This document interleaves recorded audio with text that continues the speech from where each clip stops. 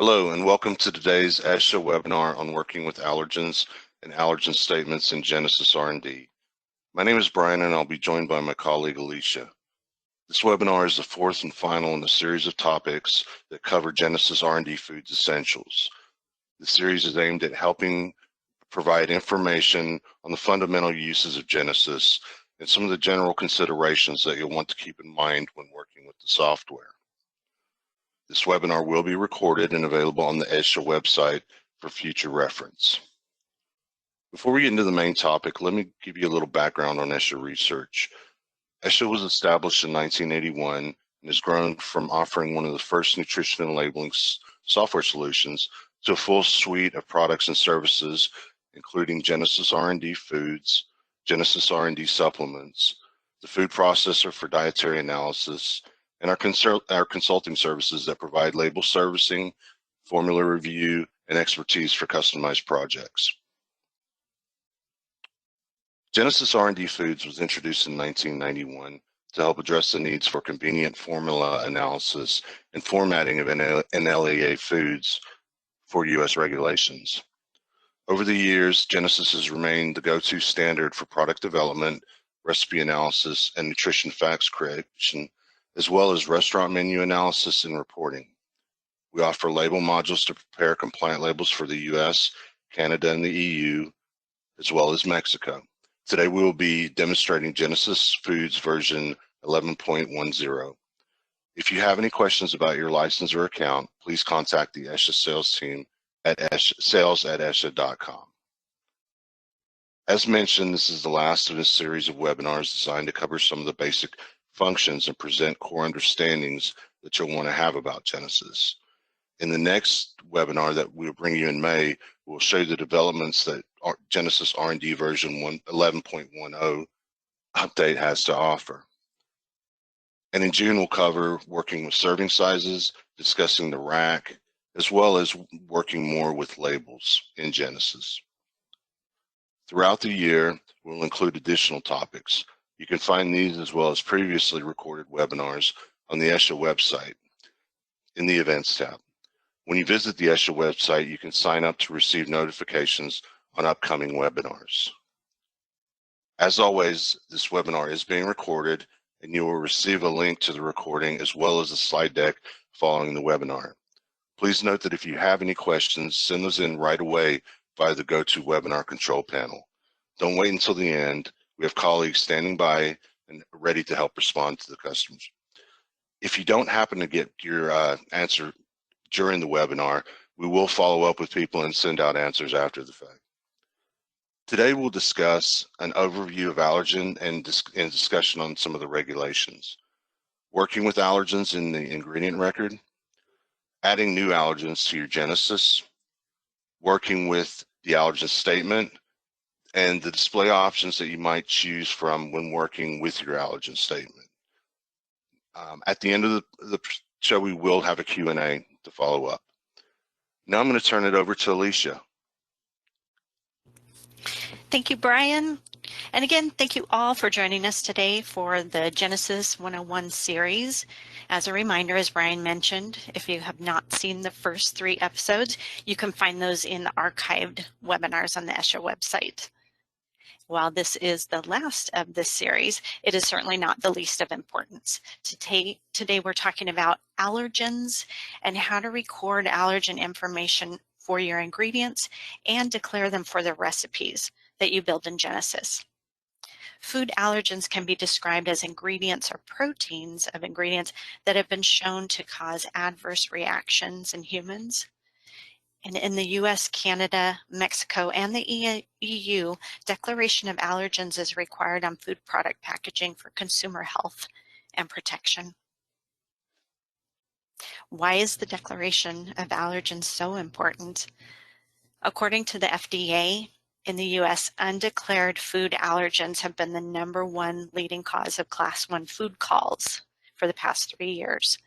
A Class 1 food recall is considered necessary when the omission of the required allergen declaration could result in serious adverse health consequences or even death in individuals. So therefore, it's extremely important to declare allergens correctly and clearly. We have these various classes of recalls. A class 2 recall would be for products that might cause serious injury or temporary illness. Class 3 recalls are for products which are unlikely to cause injury or illness, but that do violate FDA regulations. And listed here, you just see a very small sampling of the many product recall alerts that have occurred just this year in the US. The FDA may issue recalls to manufacturers if violation of labeling requirements is known or if adverse health effects have been reported. The CDC watches for trends, so if there are illnesses occurring that are food-related, that can be brought to everyone's attention, either by the USDA or other means. Manufacturers may voluntarily recall items if they become aware of non-compliant products and labeling, but this may typically mean that the product is already available to consumers. The FDA has also started issuing warning letters, or has issued a warning letter, when there has been a pattern of voluntary recalls by the same company. So the FDA doesn't want to see recalls being used as a safeguard. You know, we need to start by marking products correctly with the proper allergens on packaging from the start. The industry, of course, does strive for consumer safety, so we certainly want to ensure products are labeled properly. And as we know, it takes a lot of work to get product to the market, so to have to pull items from distribution is costly and wasteful. We don't want to see that.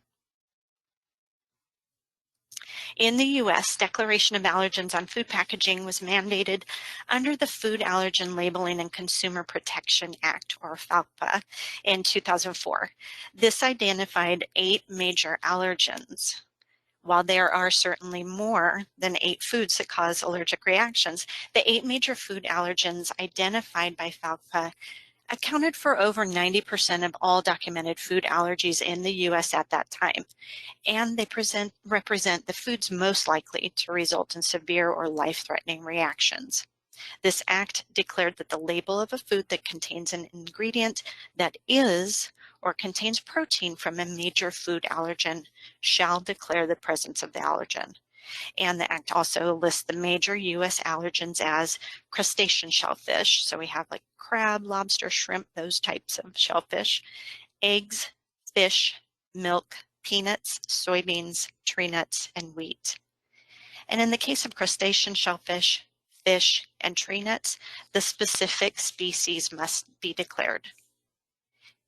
In addition, we're currently watching the progress of the Food Allergy Safety Treatment Education and Research Act, or the FASTER Act, that is expected to add sesame as the 9th major allergen to be declared. The FDA has already provided guidance encouraging voluntary declaration of sesame, but the FASTER Act seeks to include sesame as an official allergen that must be declared along with the other 8 major allergens that are already required for declaration. The FDA reviews research on additional foods that might be considered allergens, and we see private organizations who actively seek additional consumer protection and that lobby for regulation to address required labeling of potential allergens. Allergen declaration requirements vary from country to country. This slide provides you with a list of allergens that relate to labeling modules available for Genesis. We also have this information in the form of a cheat sheet available on the ESHA website. It just puts it on a handy one-page sheet for you.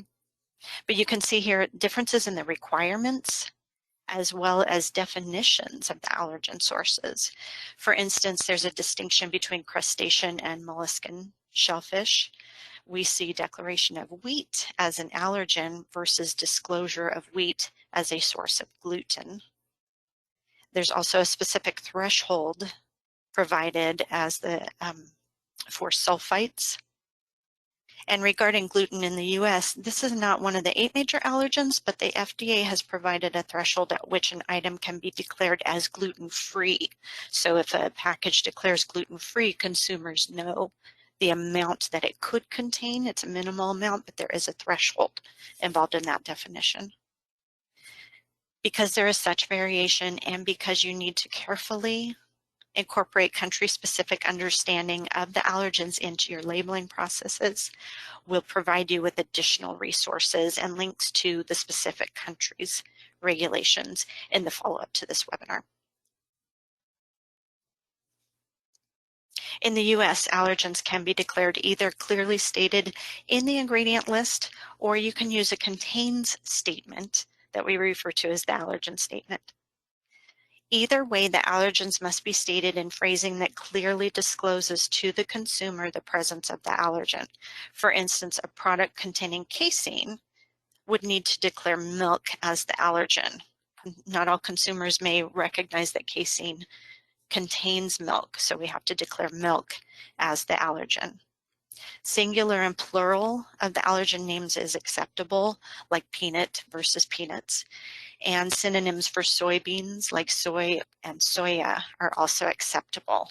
The FDA does provide in Q&A documentation a bit more clarification on when to use soybeans versus soy or soya. And you can't partially declare the allergens in the contains statement. So what that means is if you choose to use this first option with the ingredient statement, declaring your allergens listed within the ingredient statement in parentheses following its source ingredient. Then if you choose to use that contains statement to declare allergens, you have to list all of the allergens in the contains statement. You cannot use that combination of the ingredient statement and the contains statement to list all of your allergens. Once you step into using a contains statement, you have to list all of the allergens contained in the product, regardless of how clearly they're stated within the ingredient statement. And in the US, advisory statements like may contains or manufactured in a facility that also processes and then listing the allergens not required, or those types of statements are not required. You can voluntarily include advisory statements, and often we see those types of statements on product packaging. And those are used to disclose potential trace content or cross-contamination to consumers. As we discussed in the ingredient list webinar, there are some ingredients that fall under exemptions for declaration. So if an individual ingredient is not required to be listed in the ingredient list due to allowed exceptions or exemptions, but that ingredient contributes an allergen, the allergen must be clearly stated. So sometimes we might see an allowed generic term like flavor used in the ingredient list. If the flavor contains an allergen, then we would need to see the allergen source or the allergen term listed in one of those two acceptable ways. So for instance, if using the ingredient list, you'd see flavor and then parentheses the allergen listed, or in a contains statement, using a contains statement, clearly listing the allergen that is in that product. In Genesis, the allergen statement screen is shown in 3 sections. And I'll show you this in the software as well. But at the top here, we have the list of allergens that are available to be declared. Note that this is showing all of the allergens in Genesis, not country specific in this view. The middle section shows the recipe. So you have the ingredients and then the allergens that apply for each ingredient. And the bottom section shows the ingredients, or excuse me, the allergen statement as it is forming. So it's pulling the information from your specific ingredients to form this allergen statement. When working in Genesis with the allergens, it's best practice to assign the correct allergens when adding and entering ingredient information in the ingredient record. So right from the start, as part of your working with the ingredients that you add or choose from the database, mark your allergens at that point. You can edit the allergens as you go, but again, you want to be sure that your organization sets up a protocol and a process to work with the allergens. If you have multiple users of Genesis at your organization, you want to make sure that everyone is performing the same steps of assigning and reviewing the allergens as you go, so you know that it's consistently approached. You can use the attachments feature in Genesis in the ingredient record to include your documentation for each ingredient. This documentation also pulls forward to your recipes as you use those ingredients. And you can review the allergen statement in the recipe record. So let me move into Genesis and I'll show you what we're talking about here.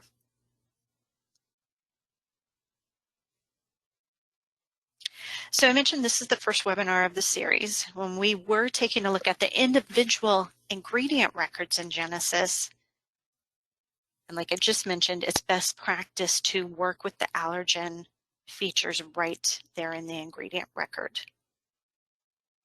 So let me open up an existing item in the database here.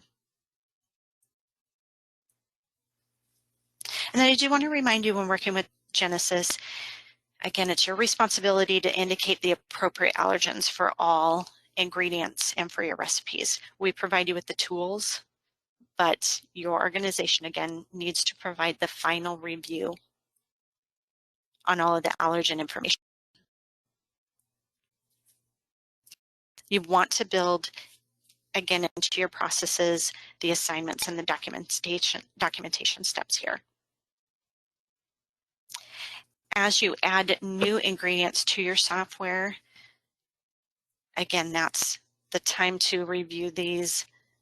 And if you're working with the ESHA database ingredients, you will need to edit the allergen items here, like we're seeing.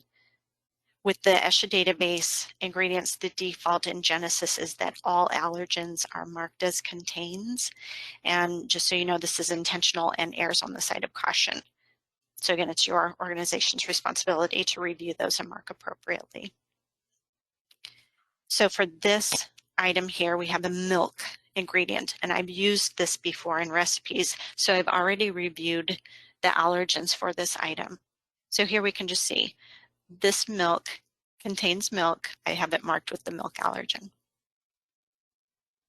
And again, the allergens listed here in this view are for all US, Canada, Mexico, and EU modules. And then I've added a few here that you see in blue to my software. So I'll show you that in just a few moments, how to add new allergens to your software. Let's take a look at another ingredient. And this is more what you might see when you first work with ingredients or add ingredients to your Genesis. So I open up the allergens tab again, and here you can see all of the allergens are checked.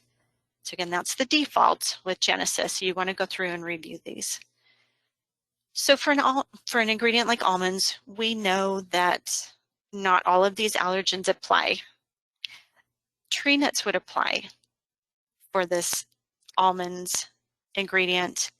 And then we would also want to indicate the specific nut species. So when you're clearing out or working with the allergens, you can go one by one and uncheck all of those that don't apply and just leave the one that does, or it is quicker to just use the clear all allergens and then remark or recheck those that do apply. So in this case, again, with almonds, we have one to select at this time, tree nuts. If it's something like a wheat or flour type ingredient, you'd have wheat. You may want to also check gluten as well. Even though in the US we don't declare gluten as one of the 8 major allergens, if you may be using one ingredient in multiple country labeling, you want to consider all of the allergens that apply for that item. So I'm going to save this ingredient. This is what I was mentioning. When you use ESHA database ingredients, you need to edit the allergens, and there are some fields that you cannot change in an ESHA database item like this is. There are some that you can. You can edit the allergen fields. So when you go to save, you may see this pop-up window. I want to proceed with this save because I want my allergens marked appropriately. And then as I saved this allergen, this will carry through. Every time I use this ingredient in recipes, it will be marked with the appropriate allergen that I set here. I'm going to close this ingredient record, and then let me just show you how to add new allergens to the software. So again, with the almonds, we want to add the specific tree nut species.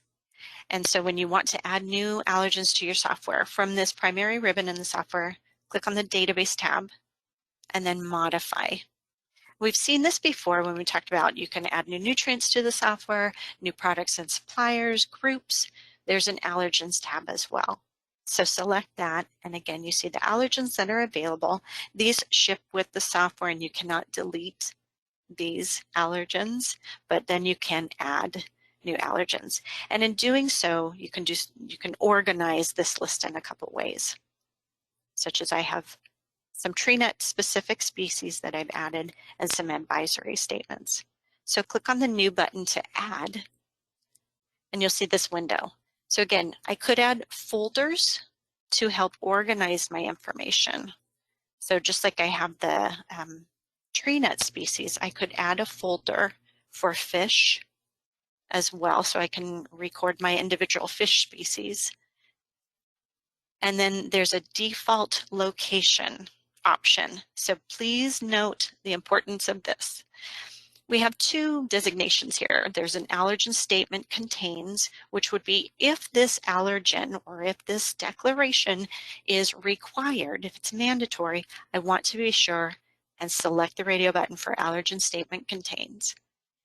The additional allergen statement helps us address voluntary information, such as advisory statements, or if we want to list may contains and disclose that information on packaging. So that would be voluntary, may contains, but the required mandatory declarations, you want to be sure that those files and folders are marked as allergen statement contains. So here I've added, just click out of it, fish species as a folder, and I could add to that. In this case, I want to add my almonds allergen to the tree nut species folder. So I just highlight that, select new again, and this time rather than adding a folder, we're going to add an allergen file. So add the allergen file of almonds so that I have my specific tree nut species listed. And again, because it's mandatory and I want Genesis to handle this in a certain way as a required declaration for this allergen, I choose the allergen statement contains radio button. In addition, here with the adding the allergens, you can add your translations for French and Spanish. So just click on the edit button, highlight the language you want, and then type in your translations correctly. So I can add both French and Spanish translations to help with labeling.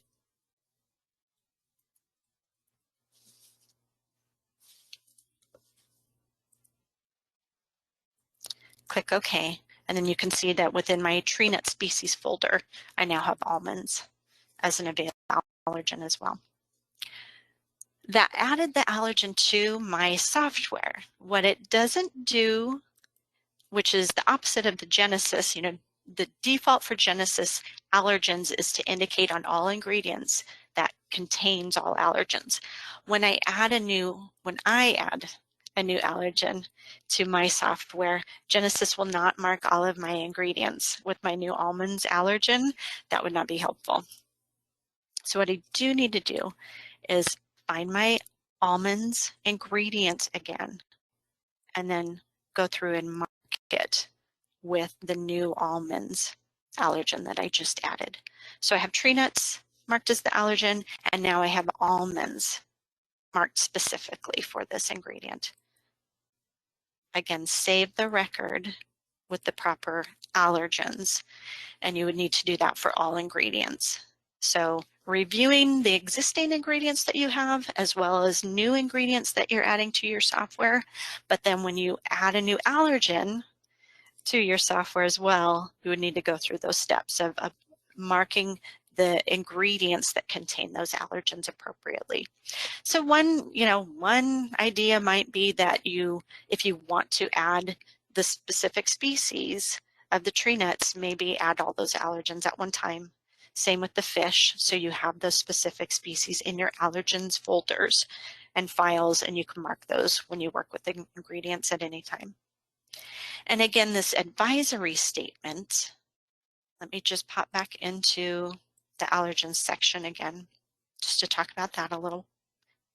So I went to, again, database modify, allergens tab.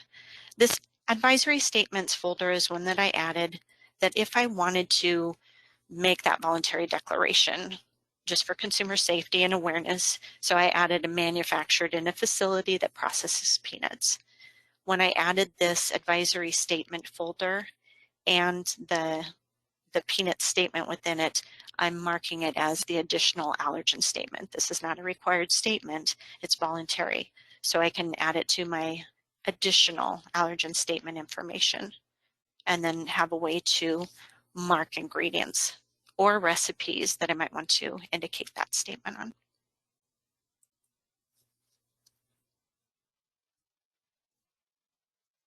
So from there, we'll switch gears a little and open a recipe and take a look at the allergen statement. So I have a chocolate chip cookie recipe with walnuts, and I know that I have a few ingredients in here containing allergens like the butter, the egg. If I just preview, right click and preview this ingredient itself and take a look at the allergens, I can see that that's been reviewed already at an ingredient level. The baking chips, or chocolate chips, can right click and preview the item. The chocolate chips do contain milk as well as soy, and my ingredient statement is in agreement with that. So the milk ingredient and the soy. So those allergens are marked appropriately. And then the walnuts, I've added, it's marked with tree nuts, but then also includes the walnuts specifically. Then within the recipe record here, we can view the allergen statement. And this is what I showed on the slide, but again, just in action here in the software. We have this top section that lists the allergens, all of those available, as well as those that I've added to the software. The middle section here, then again, is showing the individual ingredients in my recipe. And then again, which specific allergens relate to that or are indicated for that ingredient. And then the bottom section here is the allergen statement as it's taking shape. So we will need to do a little bit of cleaning up here and addressing some of the information presented there. And then the additional allergen statement here. So again, here my flour is marked as wheat, which is a US allergen. Gluten is not. So for US, it's marked as a may contain. So it's showing up may also contain gluten. And then I have my advisory statement here. So this is all voluntary information down here. I could choose to report that or not. But back to the allergen statement. So we know we need to declare the specific species for walnuts, but we would not declare tree nuts within the allergen statement here. So we'll need to clean that up a little, and you can do so in a couple ways. One is to uncheck tree nuts from this top section. And in doing so, you may have noticed that tree nuts was removed from the allergen statement down here. One note about that is this is live. These indicators here are live. So when I uncheck tree nuts, it's going back to the ingredient record and also selecting or unselecting tree nuts as an allergen for my walnuts. So just consider the order of how you mark your allergens here. If you need to report specific species of tree nuts, fish, shellfish, you may want to consider adding those specific first, marking your ingredients in that way. And then when you work with your allergen statement, you can clear out the generic tree nuts, fish, crustaceans, or mollusks if you're needed to declare specific species in other countries. The other way that you can work with reformatting or editing the allergen statement, I marked tree nuts back in, so we have it down here just for this example. You can choose the edit button down at the bottom of this screen. So like we saw with the ingredient statement in the last webinar, we have this edit button for the allergen statement, and you'll see the program generated allergen statement item here. It is checked by default, and what that means is Genesis is automatically pulling in the information to create this allergen statement. If you uncheck the program generated allergen statement box, then it basically just opens this box as an editable text box in whatever manner you want. So you can choose to delete text from here or add text, rearrange it as needed. So do any editing here in this window and then click OK, and you can see that it modifies the allergen statement down here. But again, just like the ingredient statement, note that when you uncheck the box, it's disconnecting the automatic function in Genesis. So if you went back to your recipe and you made any changes to ingredients, maybe swapped out one ingredient for another, or you updated any allergen information for the individual ingredients, if this box is unchecked, the allergen statement will not be automatically updated. So just be aware of that, be aware of the behavior of Genesis. If you are making changes to your recipe and you're noticing that your allergen statement isn't changing, then that might be a place to look. Go to the edit button and see if your program generated allergen statement is checked or unchecked. If I check it again, it reconnects to the automatic functions and pulling in the allergen indicators from the ingredients. And then you can see down here that my allergen statement was adjusted again because of these indicators. So I'm going to uncheck the tree nuts and save my recipe. And I do want to show you a couple of the reports that we would see the allergens on. So view label. Again, this is one of the more common screens that I tend to work with when I'm working with my labels, just to give me immediate feedback. Let me switch that over to 2016, U.S. Nutrition Facts. So we have our label, we have ingredient statement that we've talked about in the previous webinar, we have the allergen statement here. And again, I also have my additional allergen statement that's showing my advisory information and additional information. Within this view label screen, there are different options that you can select. Before I do that, let me show you one other report, as the allergen statement does show up in a few of the different reports, like these recipe card reports here and the 100-gram spec sheet. So again, this is 100-gram base data, but it has my ingredient statement and my allergen statement. And if we print preview, just shows a little bit prettier version of that additional report. That one is relatively newer to the software. But then going back to the view label screen here that can also be used as a report, you can go to the edit label settings, and let's just change the country settings and see how the behavior or what appears a little differently. So I have mine set to US. If I choose Canada label, then the format switches to my Canadian formatted label. And then you may also notice now gluten is showing in the contain statement or the allergen statement, because gluten is to be declared in Canada as an allergen. If I choose Mexico, again, the appropriate allergens are connected to the label settings. So when I work with different country regulations, then the allergens are pulling through appropriately. And when I choose EU, one of the options for the EU label is to list the ingredient statement connected with the label image here. So we have the ingredient statement and the allergens declared within the ingredient statement. So within this screen, the label display, if I didn't want to see this duplicate information, I could certainly go to the Show button and then hide the additional information here if my label is already presenting the information that I need. And that would be the place that if you want to show the ingredient statement and the primary allergen statement, the required allergen statement, but perhaps not the additional allergen statement, then you could choose to hide that there. So a couple options on the reports there. One other item to mention, let me switch back to the US. And as with the ingredient statement formatting, one of the format options, so I went to edit label, format options, always uppercase allergen statement.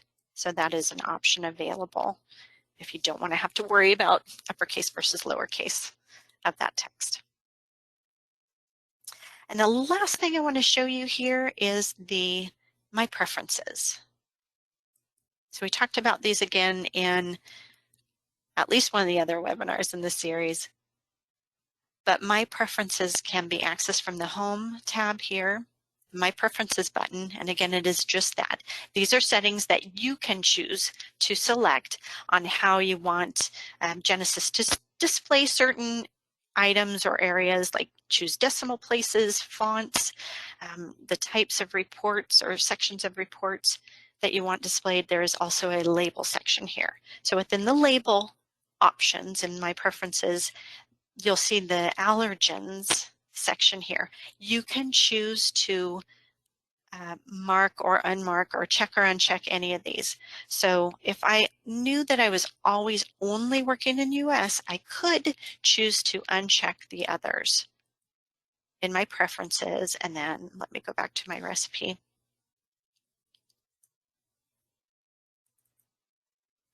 If I view the allergen statement, then you'll notice here that it's removed those allergens that are not part of the US regulation. That may or may not be helpful.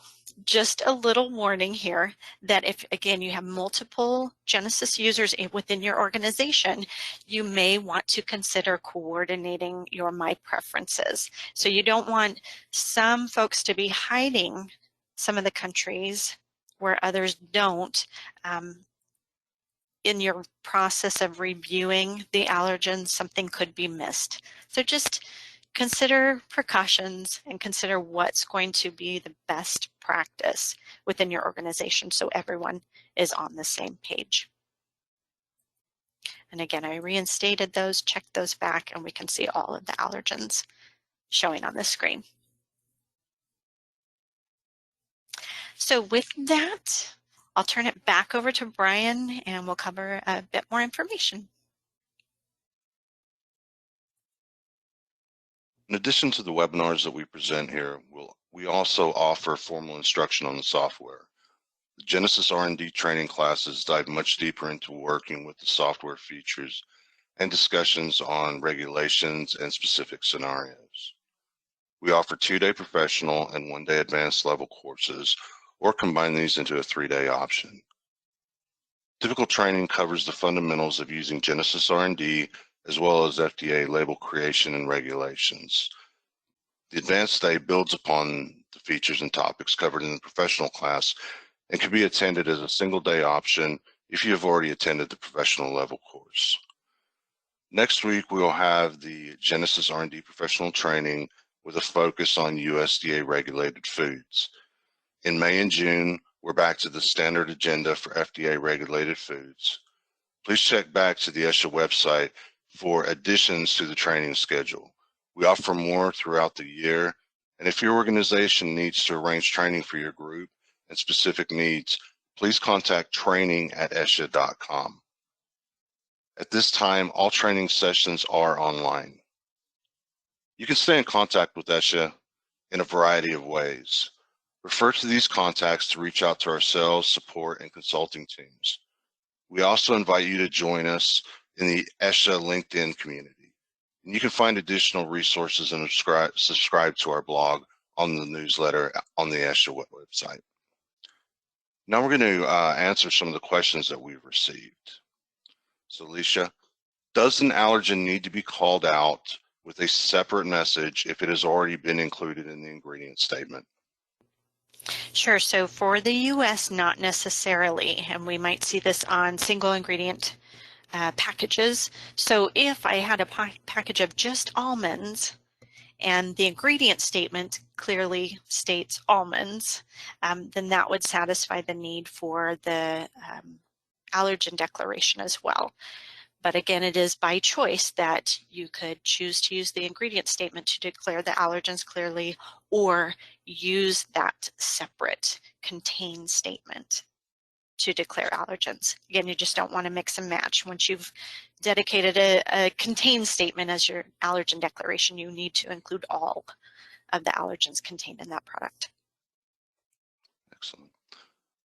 Based on recent FDA guidance for sesame, could you address best practices for labeling products that contain that allergen, even though it isn't considered one of the big allergens at this point?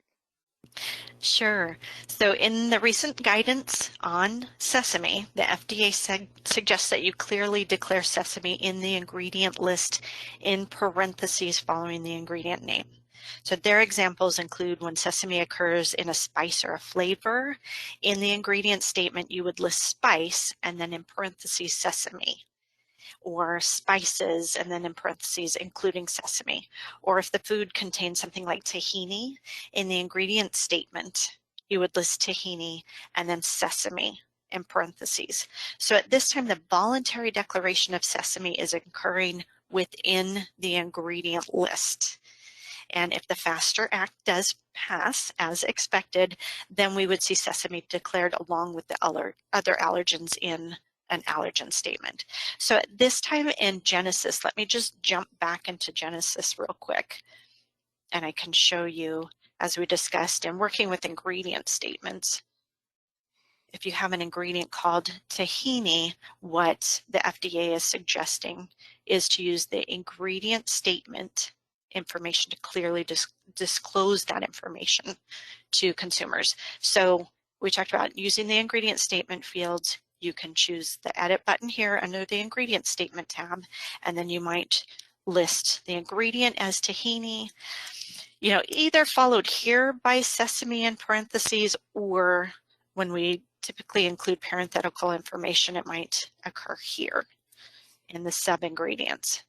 So saving that record then would give you the tahini followed by sesame in the ingredient list. Excellent. Thanks. Well, that concludes our webinar. Just want to thank you for your time, and have a great day. Thanks.